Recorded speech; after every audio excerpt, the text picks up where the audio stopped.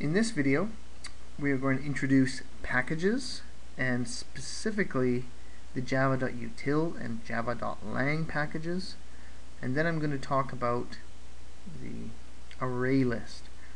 An ArrayList is a type of collection. Now I can group a bunch of data.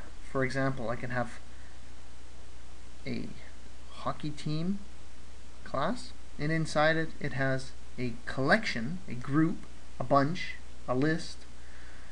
It has a collection of hockey players. I could have a dog pound, which has a collection of dogs. As many dogs as I like. 0, 1, 2, 3, infinity. It doesn't matter to Java.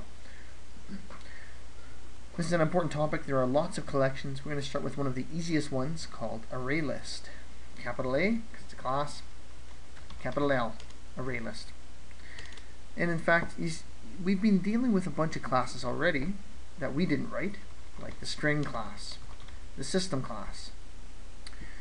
And Java knew what we were talking about. For example, I'll make a hockey team class, which have a collection of hockey players. Okay, first of all, my hockey teams have a string for the city.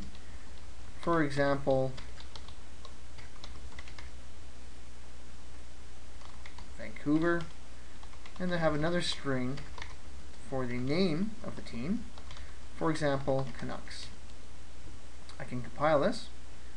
No syntax errors. The Java compiler knows what a string is.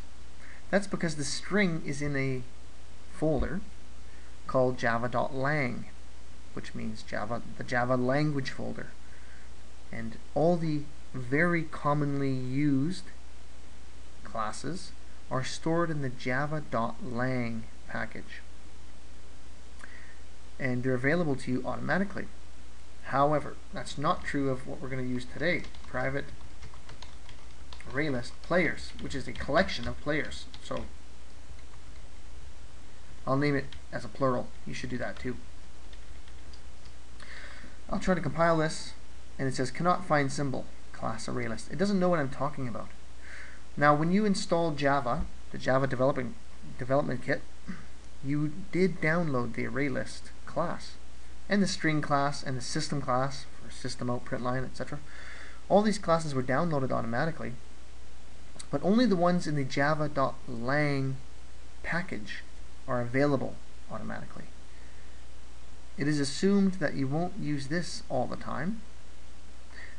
So the developers who made Java at Sun Microsystems put the ArrayList outside the java.lang package. In fact, I can find out where it is here. If I go to BlueJ and click on Java Class Libraries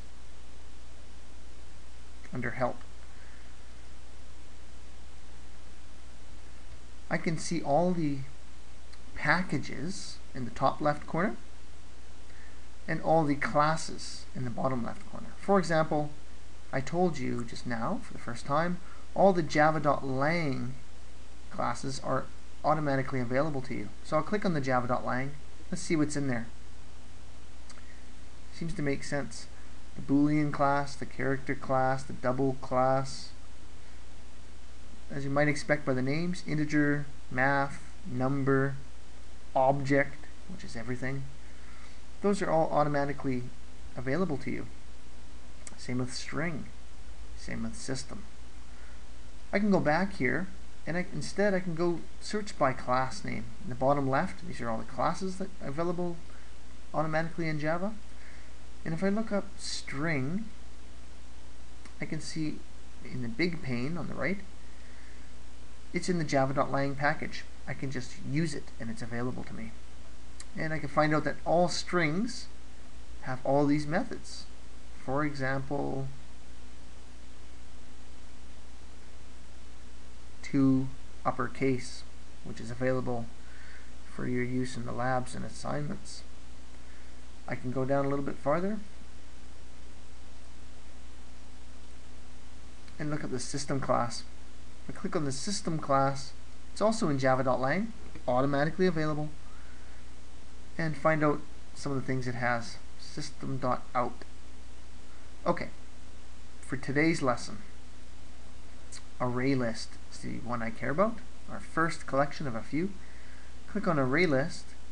First thing I notice, it's not in the java.lang package. It's in the java.util package. Utilities. A bunch of utilities are available there. All this means is before the class definition starts, I'm going to import it. In other words, tell Java where this is. Import java.util. That's what it says in the back here. .ArrayList. Semicolon. Compile. No syntax errors, no problems. Now I'm ready to store a whole bunch of hockey players in a minute into my array list. As many hockey players as I like, from 0 to infinity. Let's quickly make a hockey player class. Very simple.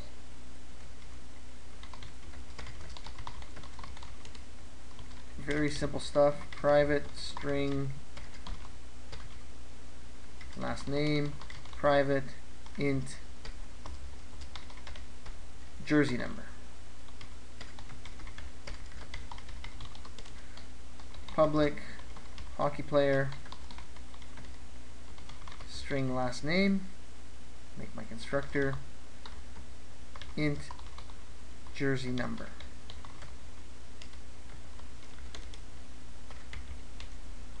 This dot last name gets assigned parameter last name. This object's jersey number, which is up here, gets assigned the parameter jersey number.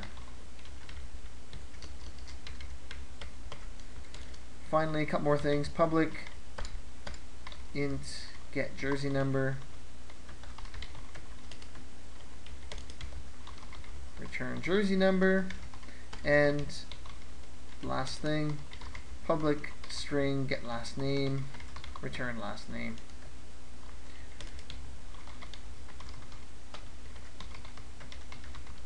I could say this dot last name. Absolutely unnecessary. There's nothing confusing Java where I'd have to specify this last name versus another last name. So redundant, don't do that.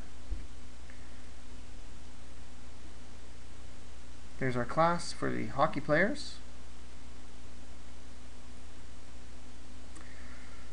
Our class for the hockey team so far is ready to put a collection of these players in here.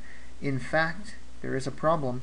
This array list is called a generic, and it can store any object type. This array list, called players in this case, I could put a hockey player in the list, then I could put a dog in the list, then I could put a bank account in the list, then a string, then a system object. That's horrible. I'm going to stop this video now, start a new one, and change it so that this array list is restricted to only storing hockey player objects. That'll make my life a lot easier, but I have to do it manually on purpose, or else it will store any object type at all. And I'm going to stop that and correct that right now.